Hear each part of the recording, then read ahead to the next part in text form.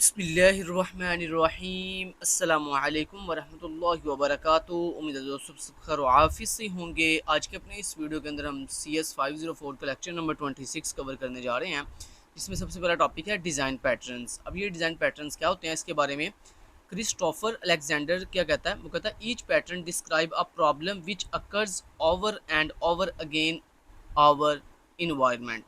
यानी वो कहता है कि जब हमारे इन्वायरमेंट के अंदर बार बार एक प्रॉब्लम जब अकर होती है ना, तो उसको डिस्क्राइब करने के लिए हम एक स्पेसिफिक पैटर्न जो है वो डिज़ाइन करते हैं। हम क्या करते हैं, एक स्पेसिफिक पैटर्न डिज़ाइन करते हैं। तो यानी इस बात से हमें ये बात समझ आ जाती है कि ये जो क्रिस्टोफर अलेक्जेंडर ने बोला, ये बिल्कुल ठीक बात उसने बोली है कि जब हमारे इन्वायरमेंट के अंदर, हमारे सॉफ्टवेयर के अंदर जब एक प्रॉब्लम बार बार अकर होती है, तो हम क्या करते हैं, उसको सॉल्व करने के लिए या उसको पहले हम पहले हम डिस्क्राइब करेंगे, उसको समझेंगे, उसके बाद उसका सोल्यूशन डिफाइन करेंगे ना।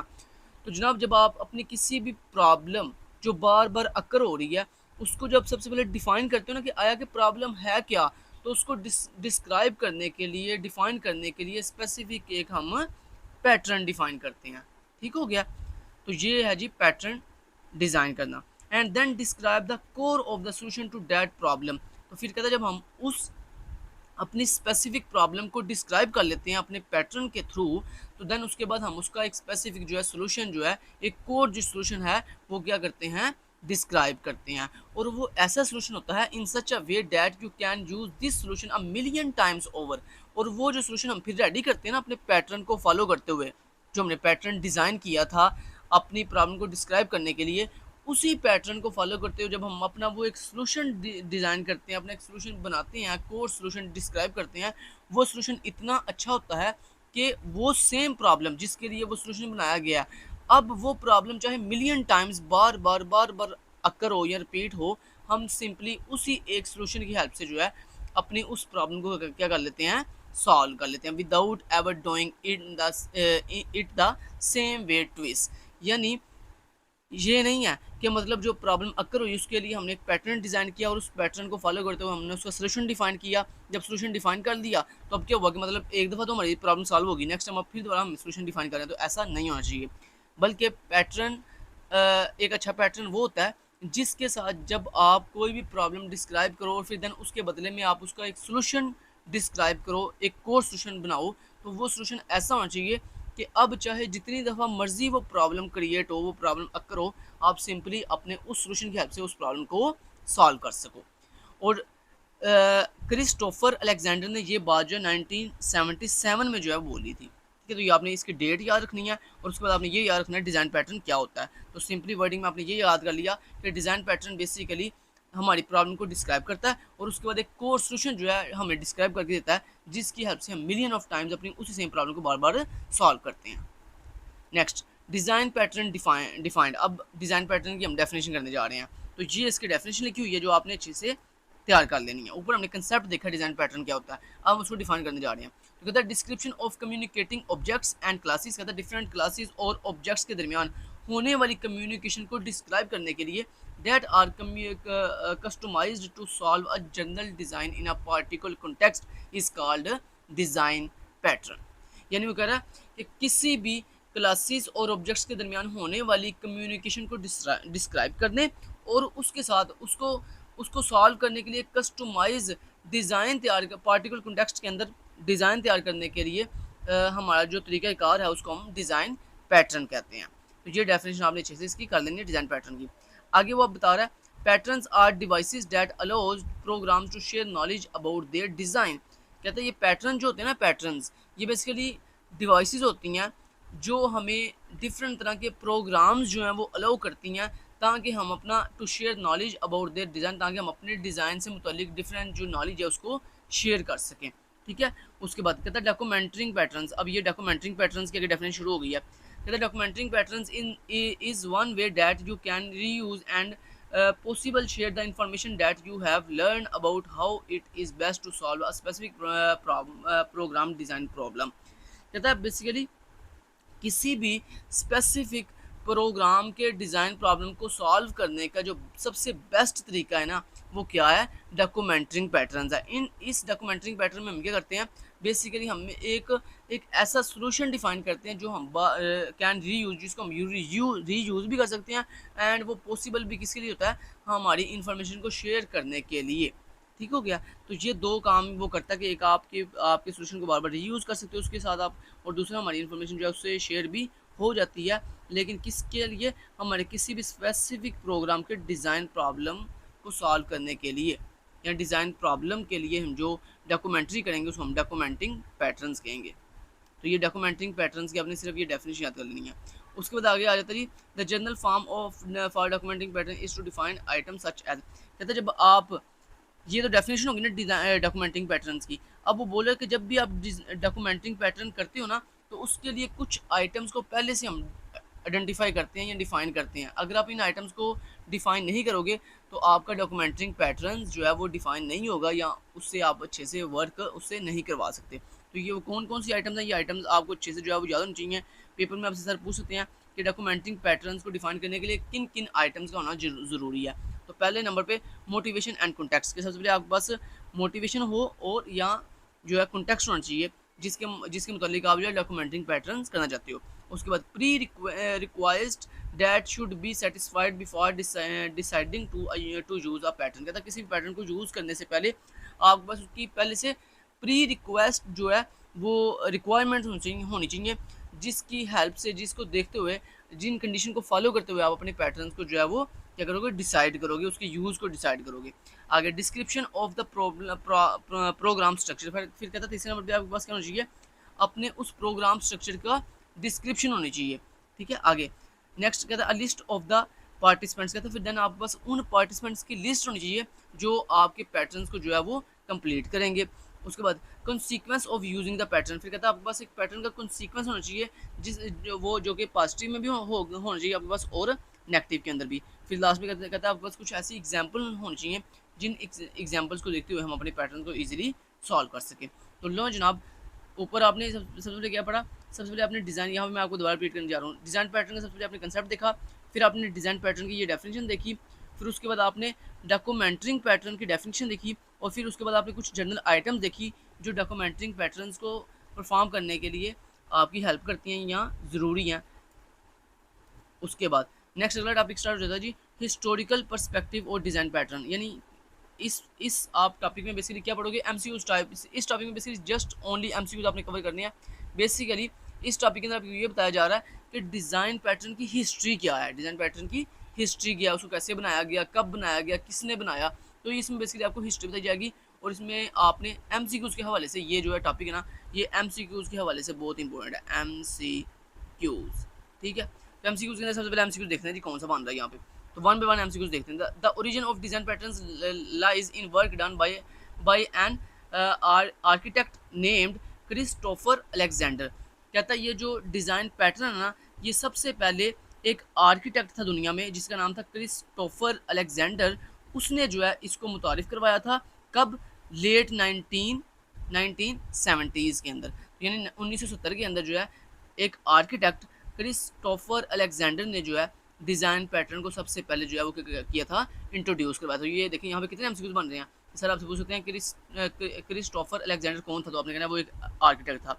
ऐसे सर पूछ सकते हैं कि हाँ जी किस साइंटिस्ट ने, ये किस आर्किटेक्ट ने जो है डिज़ाइन पैटर्न को मुतारिफ़ करवाया, तो क्रिस्टोफर अलेक्जेंडर ने मुतारिफ़ करवाया। उसके बाद आपसे ये इसकी ईयर पूछा जा सकता है कि किस ईयर में करवाया, तो आपने कहना लेट 1970 के अंदर। आगे ही बिगिन बाय राइटिंग 2 बुक्स, और आगे आपसे ये पूछा जा सकता है एमसीक्यूज के अंदर कि क्रिस्टोफर अलेक्जेंडर ने कितनी बुक्स लिखी थी, 2 बुक्स लिखी थी। उसके बाद आपसे इन 2 बुक्स का नाम पूछा जा सकता है। तो पहली बुक का नाम था अ पैटर्न लैंग्वेज अलेक्स 77, और दूसरी बुक का नाम था a timeless way of building Alex 79। तो यहाँ पर देखिए कितने ज़्यादा एमसीक्यूज बन गए आपके। तो ये आपको सारे एमसीक्यूज अच्छे से क्लियर होने चाहिए। तो ये 2 बुक्स इसने जो है वो राइट की लिखी, और उसके बाद उन दोनों बुक्स के नाम भी मैंने आपको बता दिए हैं।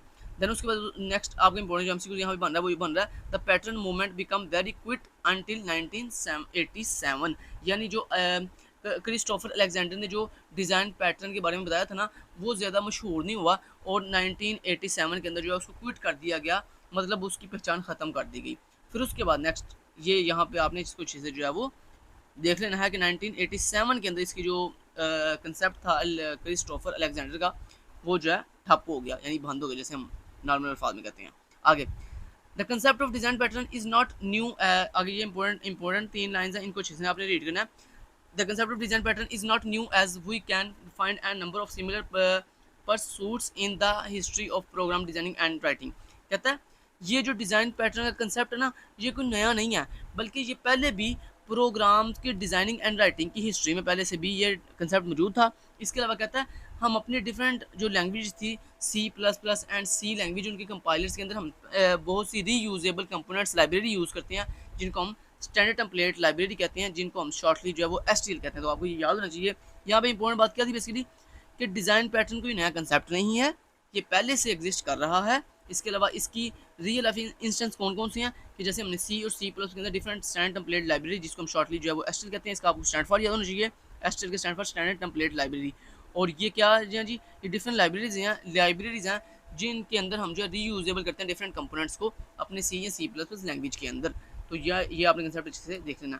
उसके बाद दोस्तों नेक्स्ट क्या जी, एंटी पैटर्न की डेफिनेशन है। तो ये एंटी पैटर्न की डेफिनेशन आपने अच्छे से तैयार कर लेनी है कि एंटी पैटर्न बेसिकली क्या होते हैं, जो बेसिकली हमें डिटेक्ट करके देते हैं क्या भला अनटाइड डिज़ाइन का पोटेंशियल, कि जो हमारे पास अनटाइड डिज़ाइन पैटर्न हमने डिफाइन किया है उसका पोटेंशियल कितना है, कितना वो हमारे लिए कारआमद है। तो इसको आइडेंटिफाई करने के लिए हम जो है वो क्या यूज़ करते हैं, एंटी पैटर्न का इस्तेमाल करते हैं। तो एंटी पैटर्न की ये डेफिनेशन है, ये आपने चीज़ें तैयार कर लेनी है। उसके बाद नेक्स्ट आता है दोस्तों गोफ डिज़ाइन पैटर्न फॉर्मेट।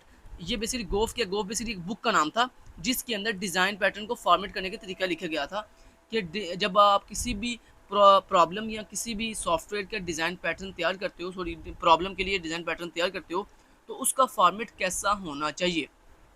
ठीक है, तो ये गोफ बेसिकली एक बुक है जिसका फुल फॉर्म है गैंग ऑफ फोर। तो ये आप लिख भी सकते हो गैंग ऑफ फोर इंग्लिश में था FOUR 4। ठीक है, तो ये इसका स्टैंड फॉर सर अगर पूछें आपसे कि इस बुक का स्टैंड फॉर क्या है, ये बेसिकली एक बुक है GOF, इसका स्टैंड फॉर क्या, गैंग ऑफ 4। ठीक है, ये इसका स्टैंड फॉर मैंने आपको बता दिया। अब इस बुक के अंदर बेसिकली डिज़ाइन पैटर्न को राइट करने या उसको फॉर्मेट करने का डिफरेंट आपको पॉइंट्स बताए गए हैं। इन पॉइंट्स से सिर्फ आपने नाम याद करने हैं तरतीब के साथ। ठीक है, और कुछ नहीं करना, सिर्फ आपको ये बताओ कि डिज़ाइन पैटर्न को फॉर्मेट करने के लिए कौन कौन सी थिंग्स हैं जिनको फॉलो करते हुए हम अपना पूरा डिज़ाइन पैटर्न जो है वो तैयार करते हैं। तो सबसे पहली चीज़ कौन सी है, नेम, दूसरे नंबर पे प्रॉब्लम, तीसरे नंबर पे कॉन्टेक्स्ट, चौथे नंबर पे फोर्सेस, पाँचवें नंबर पे सोल्यूशन। और ये कितने थिंग्स हैं, 10 थिंग्स हैं। कितनी थिंग्स हैं, 10। आपने याद रखनी है कि डिज़ाइन पैटर्न को फॉर्मेट करने के लिए 10 थिंग्स हैं, 10 आइटम्स हैं जिनको हमने तरतीब से जो है इनके नाम याद रखने हैं। तो पहली नेम, फिर प्रॉब्लम, फिर कॉन्टेक्स्ट, फोर्सेस, सोल्यूशन। ठीक है, उसके बाद examples, resulting context, rational, related patterns और नाउन यूजेस। तो ये 10 नाम आपने ऐसी तरतीब से जो है याद करने हैं डिज़ाइन पैटर्न के फॉर्मेट के लिए। तो ये किस बुक के अंदर थे, गोफ बुक, मतलब गैंग ऑफ 4 के अंदर। बस ये नाम आपने अच्छे से याद कर लेने हैं। उसके बाद और कुछ इसमें इतना खास इंपॉर्टेंट नहीं है। अच्छा, नेक्स्ट आता है दोस्तों हमारे पास क्लासिफिकेशंस ऑफ डर्न्स। मतलब डर्न्स मीन यानी किसी भी डिज़ाइन पैटर्न की कितनी क्लासिफिकेशंस हैं, हमारे पास कितने डिफरेंट तरह के पैटर्न्स हैं। दोस्तों हमारे पास 6 तरह के पैटर्न हैं जिनमें जो है 3 हम अभी पढ़ेंगे, 3 जो है नेक्स्ट लेक्चर 27 के अंदर पढ़ेंगे। तो टोटल 6 पैटर्न आएंगे। तो इन 6 पैटर्न के सिर्फ आपको नाम याद, पहले तो आपको इनके नाम याद होने चाहिए। ठीक है, उसके बाद थोड़ा आप इनको एक्सप्लेन करना है। ये जो पहले 3 पैटर्न है ना, इनके सिर्फ आपने नाम और इनको थोड़ा एक्सप्लेन करना है आपने। जबकि जो 27 के अंदर नेक्स्ट जो 3 पैटर्न है ना, उनको आपने थोड़ा डिस्क्राइब भी करना साथ। ठीक है, साथ थोड़ा अच्छे से समझना भी है। तो यहाँ पर ये जो है चलिए आप देख लेते हैं, इनके नाम देख लेते हैं। तो क्लासिफिकेशंस ऑफ डर्न्स यानी डिज़ाइन पैटर्न्स की क्लासिफिकेशन। तो पहला पैटर्न कौन सा जी, क्रिएशनल पैटर्न। दूसरा पैटर्न है स्ट्रक्चरल पैटर्न्स। और तीसरा पैटर्न है बिहेवियर पैटर्न। ये आपको 3 नाम अच्छे से याद हो। उसके बाद अगले मैंने बताया ना, अगले भी 3 पैटर्न हैं, लेकिन वो अलग चैप्टर 27 के अंदर है, वो हम अलग से पढ़ेंगे। ठीक है, और उनको ज़्यादा ब्रीफली हमने एक्सप्लेन भी साथ करना है। तो यहाँ पर ये जो फर्स्ट 3 पैटर्न हैं इनके आपको नाम याद हो, बड़े ईजी हैं। क्रिएशनल पैटर्न्स, स्ट्रक्चरल पैटर्न्स और तीसरे नंबर पे बिहेवियरल पैटर्न।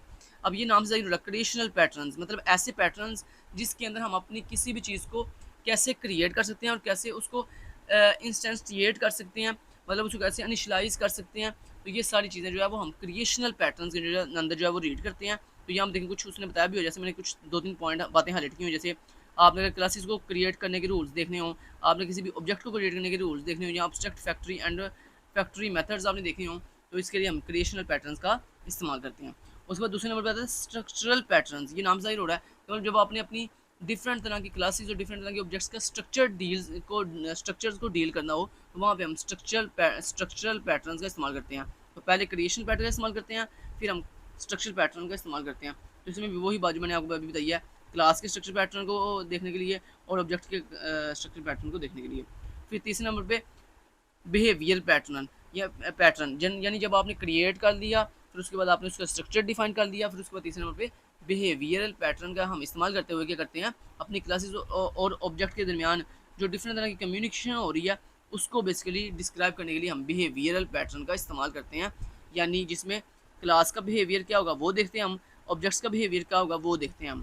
तो ये यानी ऐसा पैटर्न जिसके अंदर हम अपनी क्लासेस और ऑब्जेक्ट्स के दरमियान होने वाली कम्युनिकेशन को डिस्क्राइब करते हैं और उसके साथ अपनी क्लास और ऑब्जेक्ट्स के बिहेवियरल पैटर्न को देखते हैं या उसके बिहेवियर को चेक करते हैं। इसको हम इस पैटर्न को हम बिहेवियरल पैटर्न कहते हैं। तो उम्मीद है आपने पैटर्न की जो 6 टाइप्स हैं उनमें जो पहली 3 टाइप्स हैं उनके नाम भी आपको आ गए हैं और थोड़ा थोड़ा जैसे मैंने एक्सप्लेन किया इन तीनों टाइप्स को वो आपको अच्छे समझ आ गया और आपने इसी सीक्वेंस इनको जो है वो रेडी करना है। जैसे ऊपर आपने उसका जो था ना 10 आइटम्स, जैसे मैंने आपको 10 थिंग्स के नाम बताए कि फॉर्मेट करने के लिए अपने किसी भी डिज़ाइन पैटर्न को फॉर्मेट करने के लिए जो 10 थिंग्स के मैंने आपको नाम बताए हैं, ये नाम आपको याद हो तरतीब के साथ। ऐसे ये क्लासिफिकेशन के जो 3 नाम है ये भी आपको तरतीब से ऐसे याद हो, क्रिएशनल पैटर्न, स्ट्रक्चरल पैटर्न और बिहेवियर पैटर्न, और इसके आगे थोड़ी थोड़ी आपको डिटेल याद हो। Thank you so much, till then guys, take care, अल्लाह हाफिज़।